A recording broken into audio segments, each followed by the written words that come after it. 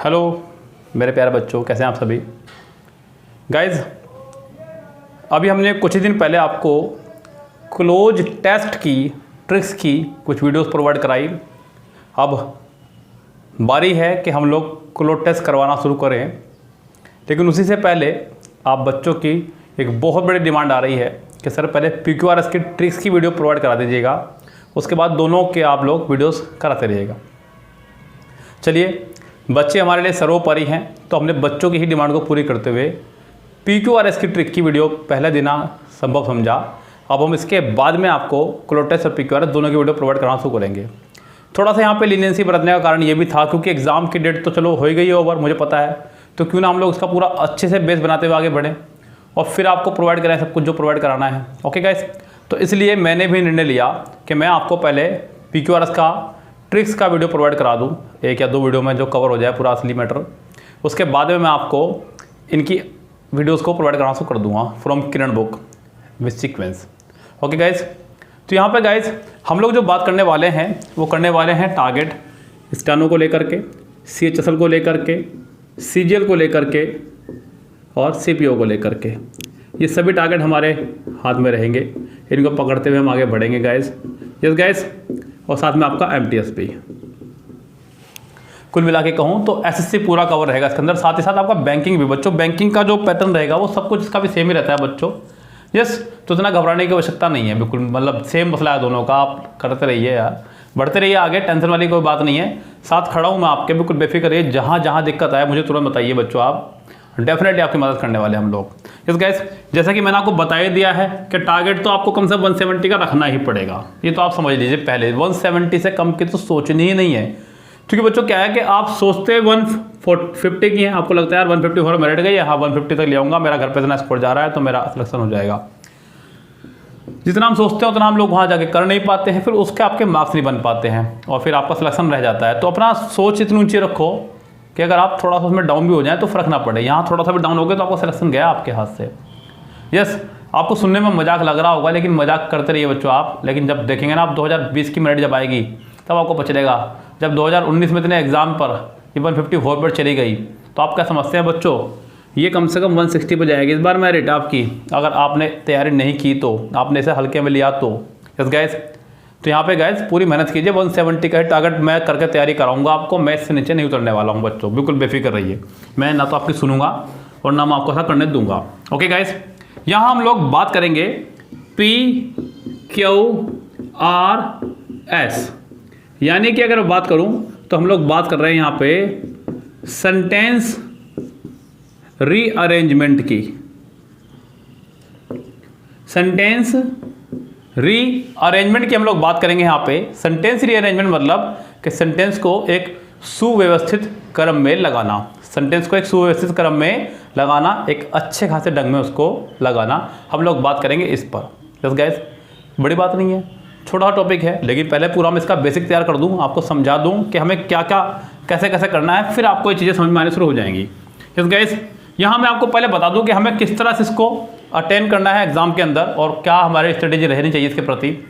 Steno में भले ये 5 मार्क्स का रहता हो, लेकिन बच्चों एक कहावत है अंग्रेजी के अंदर कि many a little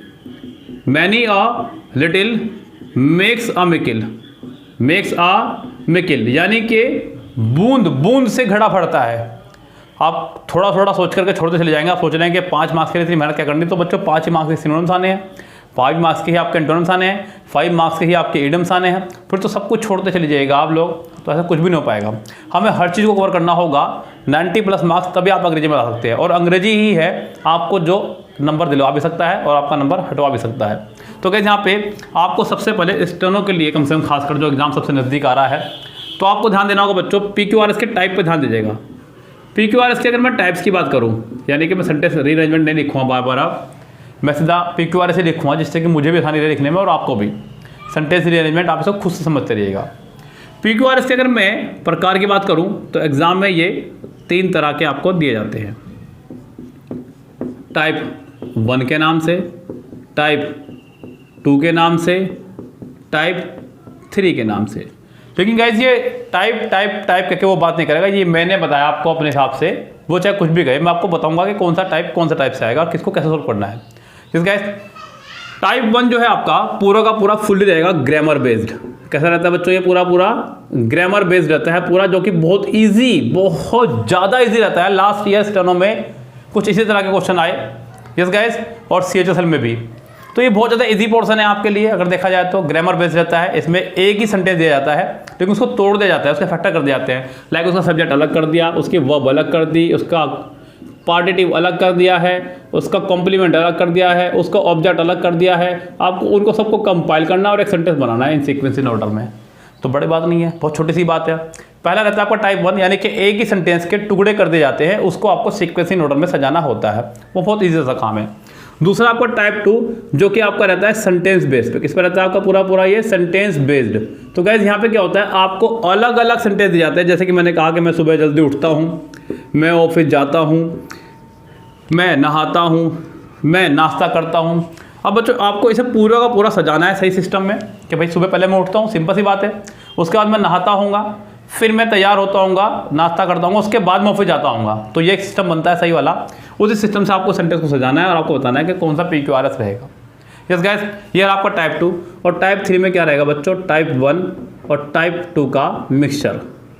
yes guys, type 1 और टाइप 2 का मिक्सचर रहता है आपका टाइप 3 में।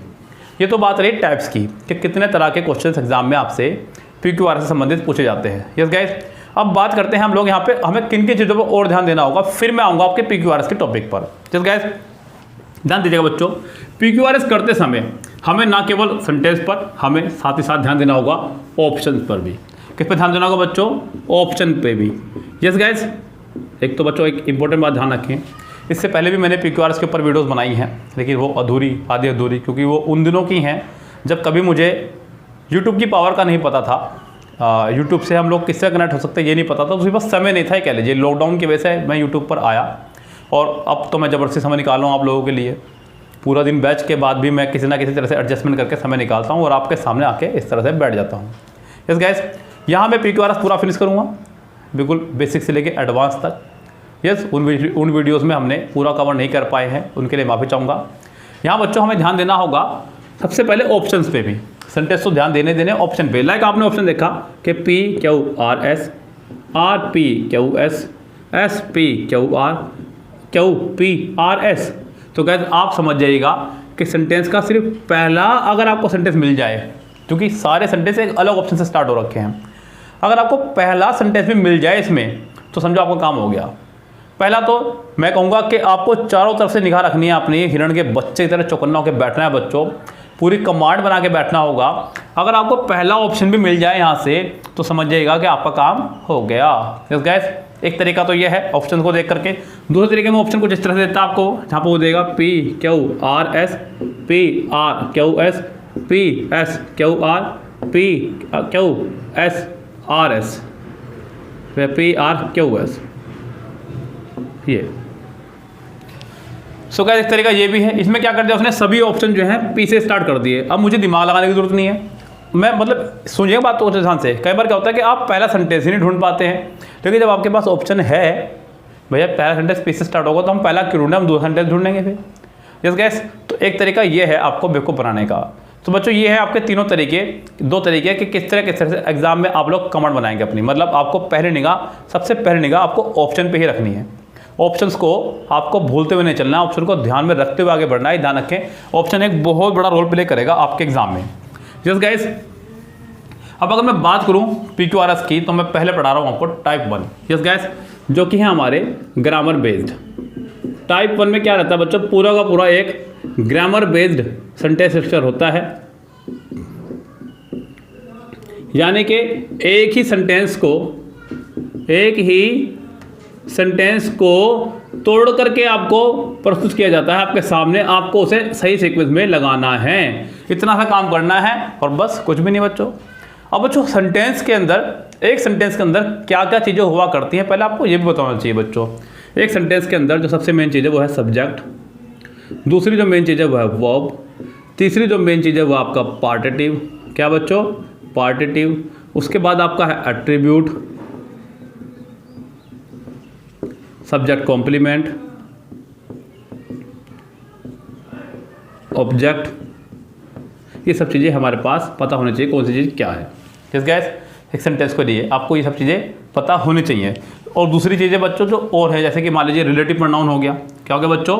Relative pronoun. मैं पढ़ाऊंगा, सबको चिंता ना करें, मैं भी बता रहा हूँ कि कहाँ कहाँ से क्या क्या चीज़ें निकालनी है आपको, क्योंकि पूरी ग्रामर भी तो नहीं कवर करनी है ना यहाँ पे। कुछ बच्चे सोचते हैं कि कुछ बच्चे का सोचते हैं, कुछ कोचिंग वाले बच्चे, कुछ कोचिंग वाले जो हैं बच्चों के दिमाग में इस तरह की बातें डालते हैं कि अगर पूरी ग्रामर कर ली तो ऐसे ऐसे करके ऐसे ऐसे हो जाएगा, वैसे वैसे करोगे तो वैसे ऐसे हो जाएगा, कैसे कैसे करोगे कैसे कैसे होगा। आप ये तो बताइए सर। PQRS के लिए अपने अलग कुछ मेथड हैं, अपने अलग कुछ रूल्स हैं। ऐसा नहीं होता है कि आपने ग्रामर, हाँ ग्रामर का यहाँ पर रूल अप्लाई होंगे, मैं ये नहीं कह रहा हूँ नहीं अप्लाई होंगे, लेकिन कुछ अलग से मेथड है उनको भी अप्लाई करना होगा आपको।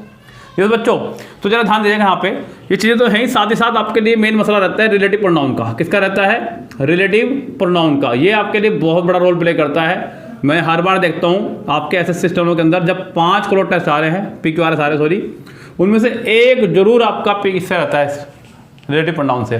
तो जो फ्री के नंबर हैं जिस गैस, तो यहाँ हमें हर चीज़ पर बच्चों एक एक चीज़ पर निगाह रखनी होगी और बहुत सावधानी से आगे बढ़ना होगा। देखिए बच्चों ध्यान से, टाइप 1 में हम लोग सबसे पहले शुरू करते हैं बात सब्जेक्ट से। ये बात मैंने आपको क्लोज टेस्ट वाले लेक्चर में बताई थी और ये बात मैं आपको PQRS में बता रहा हूँ। क्यों बता रहा हूँ बच्चों? क्योंकि वो क्लोज टेस्ट चल रहा था, ये PQRS चल रहा है। मैंने आपको कहा था उस टाइम पे भी कि ये सेंटेंस रीअरेंजमेंट में आपके लिए बहुत कम आएगी। यस, तो आगे देखो सेंटेंस रीअरेंजमेंट आपके सामने। गाइज किसी भी सेंटेंस में सब्जेक्ट की पोजीशन पर, किसकी पोजीशन पर? सब्जेक्ट की पोजीशन पर। और बच्चों मैंने आज दोपहर अर्ली मॉर्निंग मैंने आपके लिए एक वीडियो अपलोड किया था जिसमें मैंने आपको जीके का स्ट्रेटेजी बताया। हर बहुत शानदार स्ट्रेटेजी बताया बच्चों, बहुत शानदार स्ट्रेटेजी बताया मैंने आपको जीके का। उसे जाके करिए कवर, इतना बड़ा बात नहीं है, आप लोग कर सकते हैं बच्चों, और करना पड़ेगा, करनी पड़ेगी बच्चों। वो स्ट्रेटेजी पूरी CGL, CHSL, स्टेनो, CPO सबके लिए काम करेगी। ध्यान रखें बच्चों आप, ऐसा नहीं कि मैंने थंबनेल पे स्टेनो लिख दिया तो सब स्टेनो वालों के लिए रहेगी। वो स्ट्रेटेजी टोटल सबके लिए काम करने वाली है। यस गाइस, तो यहाँ पर उसको बहुत अच्छे से देख लीजिएगा, कवर कर लीजिएगा जिन्होंने नहीं देखा है। और गाइस इसी तरह की और वीडियोस के लिए चैनल को सब्सक्राइब कर लीजिएगा। क्यों? यहाँ पर बता दूँ बच्चों मैं आपको, क्योंकि अभी फिलहाल कुछ दिन तो कर ही लीजिए, अगर आपका मन नहीं करता उसके बाद आप अनसब्सक्राइब कर दीजिएगा, क्योंकि स्टेनो एग्जाम से संबंधित हम आपको बहुत सब कुछ देने वाले हैं बच्चों। स्टेनो, CHSL, CPO, CGL, आपका एग्जाम क्लियर हो जाएगा। आप अनसब्सक्राइब करके चले जाना, मुझे कोई दिक्कत नहीं है, लेकिन आपका एग्जाम क्लियर हो जाए ये मेरा मेन मोटिव है सिर्फ और सिर्फ। यस गाइस, ऐसा नहीं है कि मतलब हम अपने एग्जाम लोग क्लियर हो नहीं रहे और आपको बैठ के पढ़ा रहे हैं यहाँ बैठ करके, ऐसा नहीं है बच्चों। बिल्कुल अटेंटिव होकर बैठे, हम लोगों ने एग्जाम क्लियर करवाए हैं। यस, खाली बातों से पेट नहीं भरेगा, कुछ करके भी दिखाना पड़ेगा। यस गाइस, यहाँ सेंटेंस में बात हो रही है सब्जेक्ट की। देखिए किसी भी सेंटेंस का सबसे मेन हिस्सा होता है सब्जेक्ट। यहाँ यूट्यूब को जो चला रहा है वो सबसे हिस्सा है मेन, मैं सब्जेक्ट। आप मेरे साथ चल रहे हैं, आप है प्रीडिकेट, ऐसा नहीं कि आप मेन नहीं है, उतना ही इंपॉर्टेंस आपकी भी, इतनी इंपॉर्टेंस मेरी है। लेकिन यहाँ सबसे मेन करता कौन है? पहले आ रहा है सबसे पहले, सेंटेंस का सब्जेक्ट जो है सेंटेंस में सबसे पहले आकर के पूरी जिम्मेदारी अपने हाथ में लेता है। हाँ मैं ये काम करूँगा। गाइस, तो सेंटेंस का सबसे पहला हिस्सा होगा आपका सब्जेक्ट। सब्जेक्ट की पोजीशन पर केवल 4 चीज़ें आपकी आया करती हैं, केवल और केवल 4 चीज़ें। और 4 चीज़ें आपकी, सबसे पहले नाउन। क्या बच्चों? सबसे पहला आपका नाउन। नंबर 2 पे है आपका प्रोनाउन, नंबर 2 पे है आपका प्रोनाउन, नंबर 3 पर है आपका जीरड, और नंबर 4 पर है आपका इन्फिनेटिव। ये आपके लिए बहुत फायदेमंद रहने वाला है बच्चों PQRS के दौरान। क्लोज टेस्ट में तो मैंने बताया था, PQRS में ये बेहद इंपॉर्टेंट है। क्यों इंपॉर्टेंट है जब मैं शुरू कराऊंगा तब आप देखना। हम लोगों को सेंटेंस में सबसे पहले सब्जेक्ट ढूंढना होगा। पहले मैं ढूंढूंगा नाउन, नाउन नहीं मिला तो मैं ढूंढूंगा प्रोनाउन, प्रोनाउन नहीं मिला तो मैं ढूंढूंगा जीरन, और जीरन नहीं मिला तो मैं इन्फिनेटिव जाकर ढूंढूंगा। मुझे इनमें से किसी एक को अवश्य ढूंढना ही होगा, तो सेंटेंस तैयार होगा, नहीं तो सेंटेंस तैयार नहीं होगा बच्चों। यस गाइस, तो इनमें से किसी एक को ढूंढना होगा हमें, तब जाकर के हमारा काम बनेगा। ऐसा क्यों बच्चों? वैसे तो कायदे की बात यही है बच्चों कि नाउन और प्रोनाउन से काम चल जाता है। क्यों? क्योंकि इन्हें ही अधिकार है सिंगुलर और प्लूरल होने का, सिंगुलर और प्लूरल होने का। हालांकि बच्चों जीरन को भी जो है नाउन का ही दर्जा दिया जाता है और इन्फिनेटिव को भी नाउन के बराबर ही माना जाता है। इन दोनों को भी जो है नाउन के बराबर ही माना जाता है, लेकिन हमेशा ये एज ए सिंगुलर नाउन ही इस्तेमाल होते हैं, इसलिए इनके साथ में हमेशा सिंगुलर वर्ब का ही इस्तेमाल हुआ करता है। तो सेंटेंस में सब्जेक्ट की पोजीशन पर केवल और केवल 4 चीजें आ सकती हैं। एक बार आंख मिच करके वीडियो में मत देखिएगा, आपको जवाब देने हैं। पहली बच्चा कौन सी है? नाउन है। नंबर 2 पे कौन सी है? प्रोनाउन है। नंबर 3 पे कौन सी है? जीरंड है। नंबर 4 पे कौन सी है? आपका इन्फिनेटिव है। यही सीक्वेंस में आपको वहां ढूंढना है। कहीं ऐसा ना होगा आपको एक सेंटेंस में नाउन मिल जाए और जिरेंड मिल जाए, आप जिरेंड सेंटेंस शुरू करिए, बिल्कुल नहीं होगा। सेंटेंस आपका नाउन से स्टार्ट होगा। अगर आपको प्रोनाउन मिल जाए, जिरेंड में मिल जाए, तो आप जिरेंड से स्टार्ट करते, बिल्कुल नहीं होगा। सेंटेंस आपका प्रोनाउन से शुरू होगा। यस गाइस, जिसको मैंने पहले वरीयता दी है वो पहले रहेगा, जिसको हमने बाद में वरीयता दी है वो आपका बाद में रहेगा। यस गाइस, सेंटेंस का सबसे अहम हिस्सा है आपका सब्जेक्ट। अब बच्चों, मैंने आपसे कहा कि मैं यहाँ का सबसे अहम हिस्सा हूं। अभी देखिए बच्चों ध्यान से, यहाँ ये तो थी इंपॉर्टेंट बात, लेकिन इससे इंपॉर्टेंट बात है वर्ब। बच्चों ध्यान देना कि दुनिया का कोई भी वाक्य विदाउट वर्ब नहीं बन सकता, विदाउट वर्ब नहीं बन सकता। बच्चों ध्यान दीजिएगा इस बात पे। थोड़ा सा राइटिंग मेरा रहता है बस डाउन, वो आप कवर करिएगा, मैं बोलता रहता हूँ उस चक्कर में ही। दुनिया का कोई भी सेंटेंस बिना वर्ब के नहीं बन सकता है, ये बात देखने एक बार को। सब्जेक्ट भले ना हो, ये देखिए यहाँ पे सब्जेक्ट भले ना हो, लेकिन आपका होना जरूरी है बच्चों। दुनिया का कोई भी सेंटेंस बिना वर्ब के नहीं बन सकता है। बच्चों ध्यान दीजिएगा, मैंने कहा ओपन द डोर, क्या कहा हमने? Open the door. अगर आप गौर करें तो यहाँ सेंटेंस की शुरुआत ही वर्ब से हुई है और आपका आ गया साथ में ऑब्जेक्ट। तो यहाँ पे बच्चों आपका सब्जेक्ट तो गायब ही हो गया। यस, गायब हो गया, नहीं हो गया यहाँ से, लेकिन वर्ब के बिना सेंटेंस नहीं बनेगा, ये बात ध्यान रखें। दुनिया का कोई भी सेंटेंस विदाउट वर्ब आपका बनेगा ही नहीं, ये बात खूब अच्छे ध्यान रखें। वर्ब का आना अति जरूरी है, बहुत ज़्यादा जरूरी है वर्ब का आना, ये बात ध्यान रखें गाइस। ओके, तो कोई भी सेंटेंस बिना वर्ब के नहीं बनेगा, ये तो मैं आपको बिंदास बोल ही चुका हूं। अब बच्चों यहाँ पे वर्ब की हम लोग बात कर रहे हैं, तो बच्चों ध्यान दीजिएगा, वर्ब आपको दो तरह की याद रखनी होगी, सिंगुलर वाले भी और प्लूरल वाले भी। सिंगुलर वाले भी और प्लूरल वाले भी।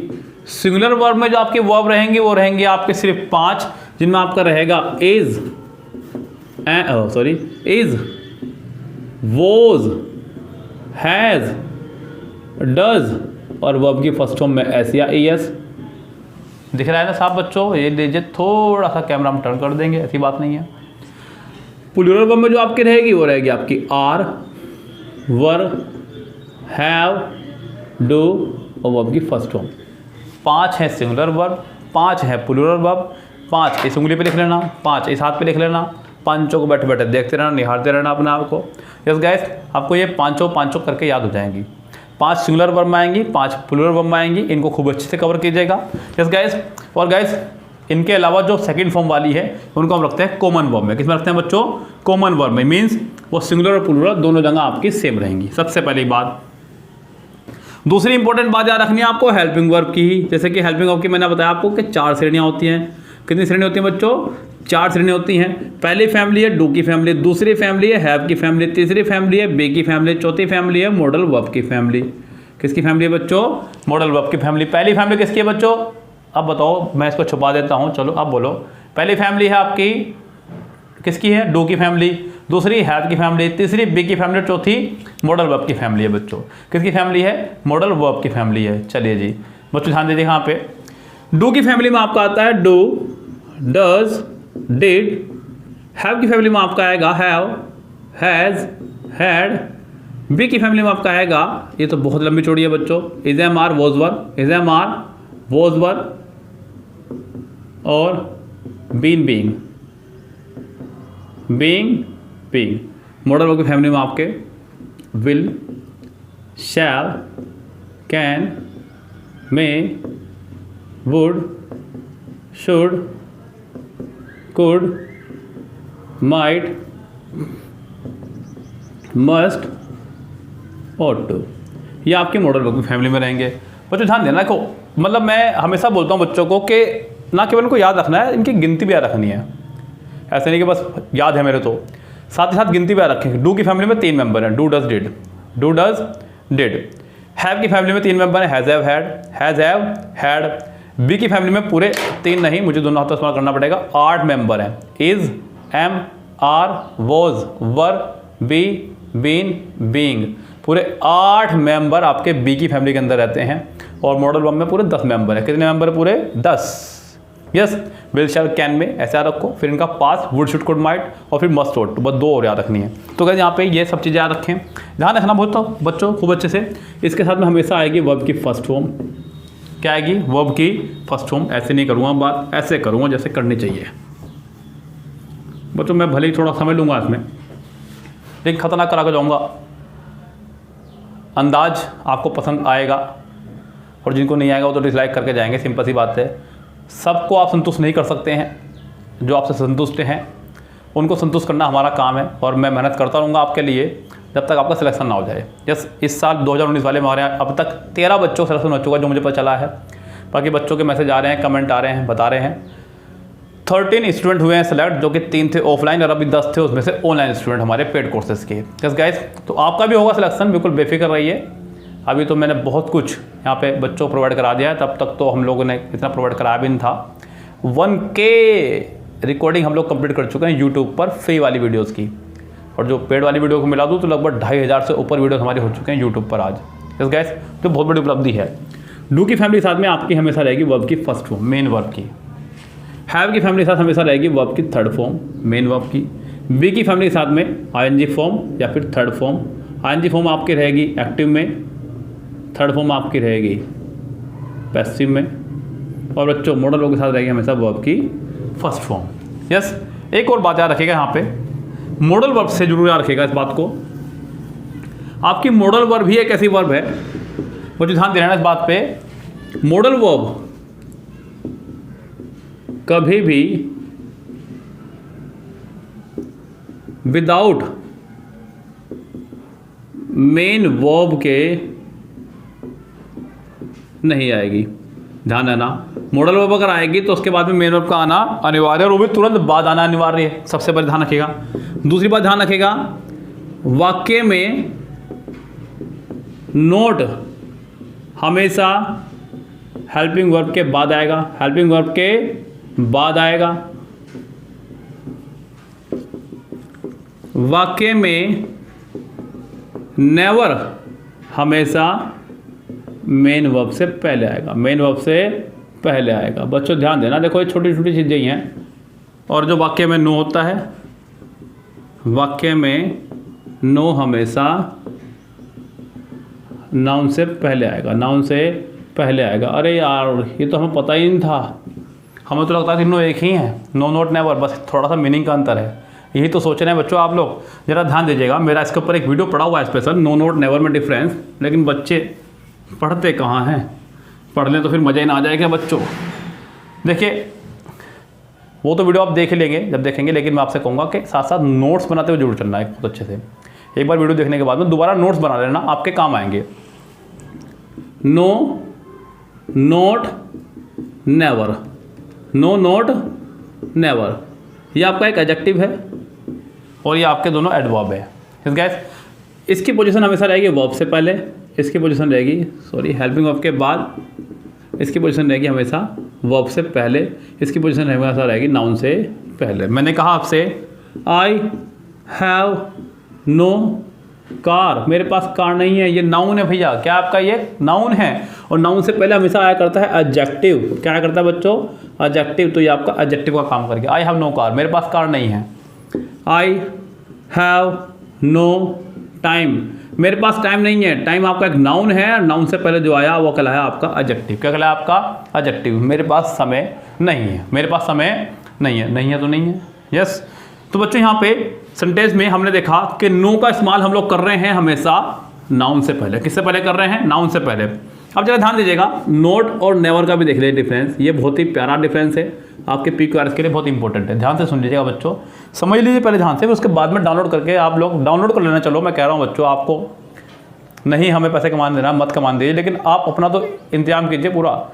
पहले वीडियो को एक बार पूरा देख लीजिए, उसके बाद में आप आराम से नोट्स बनाइएगा, लेकिन एक बार पहले देख लीजिए पूरा अच्छे से। दो बार आप देख लेंगे तो आपको दोबारा देखने की जरूरत नहीं पड़ेगी। मुझे ध्यान देना, कह रहा है कि I have not been teaching English since 2009। मैं 2009 से अंग्रेजी नहीं पढ़ा रहा हूँ बच्चों, 2009 से ही पढ़ा रहा हूँ अंग्रेजी। 2009 या 2008 से मैंने शुरू किया था पढ़ाना, लगभग तो 12-13 साल हो चुके हैं पढ़ाते हुए आज बच्चों को। Yes guys. तो यहाँ बच्चे बहुत सारे सवाल पूछते हैं, सर आपने कभी फॉर्म क्यों नहीं भरा, आपका कभी सिलेक्शन क्यों नहीं हुआ। देखिए, इच्छा ही नहीं थी मन में कभी जॉब करने की। एक दो बार भरा फॉर्म, प्री दिया, फिर मेंस नहीं दिया। Yes guys. तो मतलब नहीं थी इच्छा, एक दिल से निकलता है ना कि हाँ मुझे तो सरकारी नौकरी लेनी है। वो बच्चे जो होते हैं, वो जुझारू बच्चा मैं नहीं था। मेरा काम सिर्फ इंग्लिश पढ़ना था बस, मुझे इंग्लिश और मैथ्स के अलावा कुछ और आता ही नहीं था। यस गाइस, लेकिन आपको मैं पूरा परिपक्व बनाकर चलूँगा, क्योंकि यहाँ एक्सपीरियंस के साथ एक जो शौक होता है वो भी जुड़ा हुआ है बच्चों। यस, यहाँ आपने गौर करा, नोट आपका आया हेल्पिंग वर्ब के बाद में। हेल्पिंग वर्ब के बाद में अगर यहाँ मुझे नेवर लगाना होता तो क्या करता मैं, मेन वर्ब से पहले I have been never teaching English since 2009। तो ये छोटी छोटी चीज़ें हैं बच्चों। मैं आपको हमेशा बोलता हूँ कि बड़ी बड़ी बातें करने से नहीं, छोटी छोटी चीज़ों को समझने से आप बड़े बनेंगे। तो ये छोटी छोटी चीज़ें हैं जो आपको समझनी है, कोई नहीं शायद आपको बताएगा, बुक्स में भी नहीं लिखी होती हैं। एक बहुत बढ़िया वीडियो बना देंगे कि नोट हमेशा सेंटेंस में तीसरे नंबर पाएगा, वो ये नहीं बताएंगे नो कौन से नंबर पाएगा और नेवर कौन से नंबर पाएगा। ऐसे रट्टाफिकेशन से काम नहीं चलेगा। हाँ, ये बात सत्य है कि नोट हमेशा थर्ड नंबर पे आता है, मतलब सब्जेक्ट के बाद आपका आता है subject, helping verb, main verb, sorry note. लेकिन यहाँ पे नेवर आपका हमेशा मेन वर्ब से पहले आएगा, ध्यान रखना। किससे पहले आएगा, हमेशा मेन वर्ब से पहले। तो ये चीज़ें हैं बच्चों, आपको लेके कूद जाएंगी एग्जाम के अंदर बहुत अच्छे वाले। यस, आप लोग जब पढ़ने बैठेंगे तब आपको पता चलेगा इन चीज़ों में डिफरेंस। वर्ब में बच्चों यहाँ पे आपका फिर रहता है मेन वर्ब। क्या रहती है बच्चों आपकी, मेन वर्ब। मेन वर्ब की आपकी 6 फॉर्म है। पहली first form, second form, third form, fourth form, fifth form. इसे मैं कहूँगा last form of the verb, last form of the verb. ये सबकी नहीं होती है बच्चों, ये सभी वर्ब्स की आपकी नहीं हुआ करती। आपने कहा प्ले, फिर आपने कहा प्लेड, सेकंड फॉर्म भी यही होगी, थर्ड फॉर्म भी यही होगी। यस, फिर आपने कहा प्लेइंग, आईएनजी फॉर्म को बोलते हैं फोर्थ फॉर्म, फिर टू प्ले यानी कि इन्फिनेटिव को बोलते हैं फिफ्थ फॉर्म, और इसकी लास्ट फॉर्म नहीं है। लास्ट फॉर्म सबकी नहीं हुआ करती है, लास्ट फॉर्म कुछ ही वर्ब्स की हुआ करती है, बहुत ही रेयर वर्ब्स की आपकी हुआ करती है लास्ट फॉर्म। तो गाइज ये हैं आपके वर्ब की कुछ फॉर्म जो कि आपको ध्यान रखनी होंगी। यस, खूब अच्छे ध्यान रखनी होंगी। इनमें से आपको एक बात और ध्यान रखनी होगी, मैं आपको बता दूं बच्चों, ये सब चीज़ें आपको फ्री के नंबर देके जाएंगे बच्चों। देखो समझते रहो, वर्ब की थर्ड फॉर्म, वर्ब की थर्ड फॉर्म और वर्ब की फर्स्ट फॉर्म में आईएनजी कभी भी बिना हेल्पिंग वर्ब के वाक्य में नहीं आएगी, वाक्य में नहीं आएगी। यानी कि इनसे पहले किसी हेल्पिंग वर्ब का होना जरूरी है तो ही ये आएंगे, अन्यथा सेंटेंस में आएंगे ही नहीं। ध्यान दीजिएगा बच्चों, इनसे पहले या तो बी की फैमिली का होना जरूरी है या फिर हैव की फैमिली का होना जरूरी है। हैव की फैमिली इससे पहले और इससे पहले बी की फैमिली, इससे पहले बी की फैमिली भी आ सकती है। यस गाइस, तो यहाँ गाइस मेरा वर्ब का मसला पूरा का पूरा हल होता है। अभी बहुत सारी बातें करनी है आपसे, तो यहाँ पे एक वीडियो में तो नहीं कर पाऊँगा। यस, तो फिलहाल गाइस आपसे मिलेंगे अब अगली वीडियो में, अगले इसके पार्ट 2 के साथ में। तब तक के लिए इंतजार कीजिएगा, वीडियो को लाइक और शेयर कर दीजिएगा। अगर आप इतना काम मेरे लिए कर दें तो बहुत बहुत धन्यवाद बच्चों आपका, क्योंकि मेरा हक बनता है आपके ऊपर आपसे इतना कहने का। वीडियो को शेयर कर दीजिए एक बार खूब अच्छे से दबा करके, बहुत बहुत धन्यवाद होगा आपका। फिलहाल गाइस चलते हैं, goodbye, have a nice day.